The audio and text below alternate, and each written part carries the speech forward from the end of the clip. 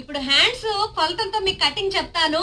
ఒకవేళ ఇది కావాలి అంటే కనుక ఇదిగో ఫ్రంట్ పార్ట్ డ్రాయింగ్ కటింగ్ తెలవాలి, బ్యాక్ పార్ట్ డ్రాయింగ్ కటింగ్ తెలవాలి, తర్వాత అసలు బ్లౌజ్ కొలతలు కూడా తెలవాలి. అవి తెలిస్తే ఇది ఈజీగా ఉంటుంది. నా పాత వీటికి సంబంధించినటువంటి వీడియోస్ అన్ని కూడా అప్లోడ్ చేస్తాను, అవి చూడండి. అవి చూస్తేనే ఇది వస్తుంది.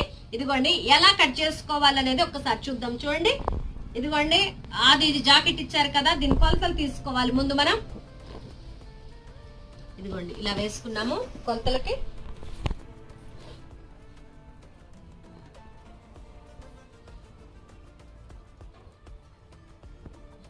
ఇదిగోండి 8 ఉంది, ఖర్చు కలుపుకోవాలి, ఇక్కడ వెళ్ళాలి కాబట్టి 9 పెట్టుకుందాం. 9 పొడవు. ఆ తర్వాత ఇక్కడ 5.5 ఇంచులు కింద వైపు ఉంది కదా,